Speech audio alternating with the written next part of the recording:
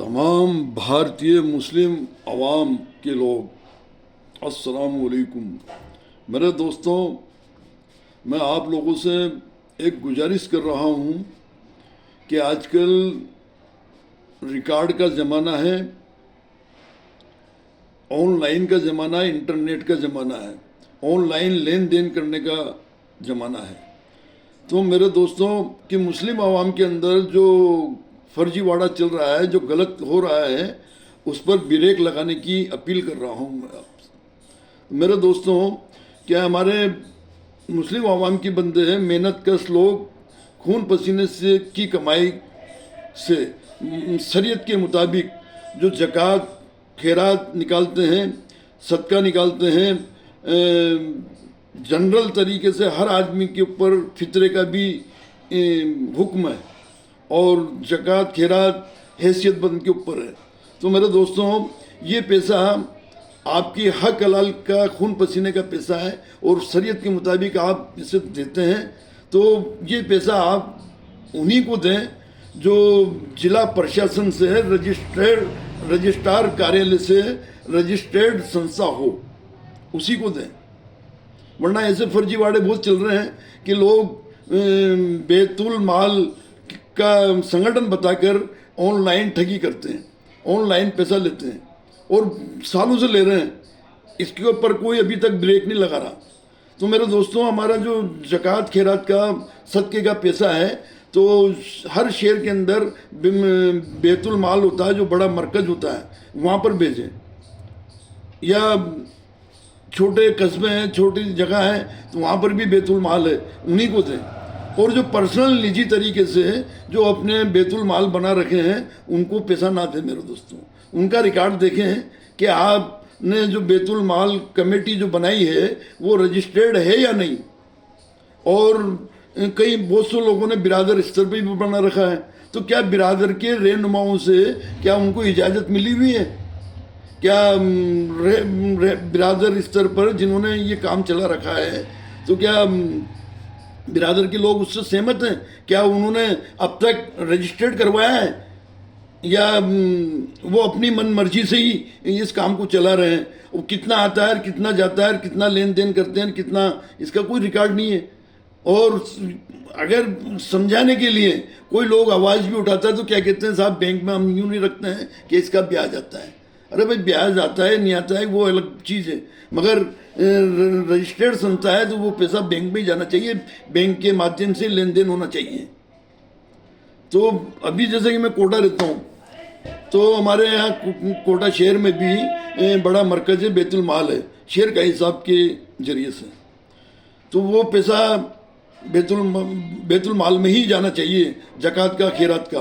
और शहर बड़ा है तो अलग अलग ब्रांचें खुल जाएं और बड़े मरकज़ बैतुल माल की ब्रांचें खोल दी जाएं और ये जिम्मेदारी एरिया वाइज दी जाए, तो बात समझ में आती है। अब अगर हर कोई आदमी, आजकल क्या होता है कि जो पढ़ा लिखा शातिर दिमाग का होता है वो ये दुकानदारियाँ खोल लेता है, क्या हम अच्छे हैं, थोड़ी सी अंग्रेजी जानने लग गया, शातिर दिमाग हो गया, सूट बूट में रहने लग गया, तो अच्छा हो गया।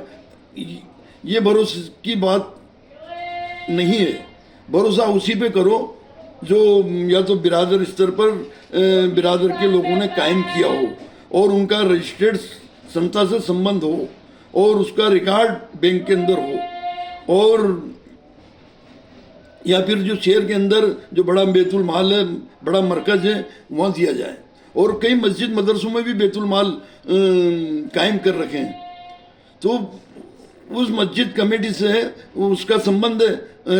अभी कई साल पहले, मैं कोटा रहता हूँ, विज्ञान नगर रहता हूँ, कई साल पहले कई बंदों ने बैतुल माल कायम कर लिया था और कई सालों तक चलाया, उसका हिसाब आज तक नहीं है। वो अल्लाह के यहाँ भी रुखसत हो गया, कोई रिकॉर्ड नहीं है, कोई हिसाब नहीं है।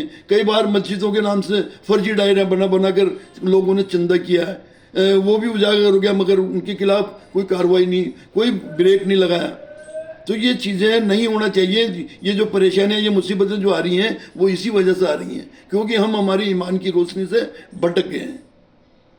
तो मेरे दोस्तों, इस पर ब्रेक लगाओ और उन्हीं तक पैसा पहुँचाओ जो रजिस्टर्ड संस्था के माध्यम से काम कर रहे हो, बिरादर स्तर पर भी कर रहे हो, तो बिरादर की सहमति होनी चाहिए।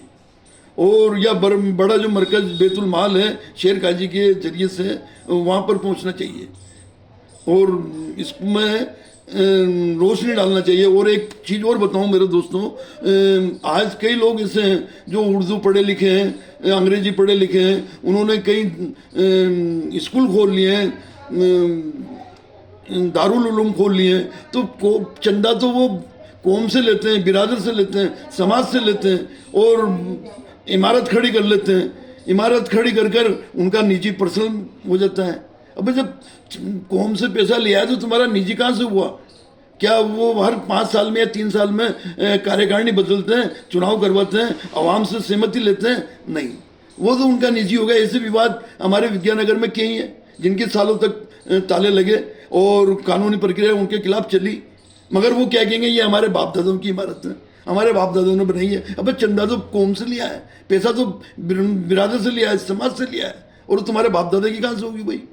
ऐसे कई वाक्य हैं। अभी दिखा था जो हमारे नौजवान भाई जो पढ़े लिखे हैं, दावती इस्लाम के लोग जो कर रहे हैं, उनका काम नज़र आता है, उनकी मेहनत नज़र आती है, उनकी बुनियाद खड़ी है।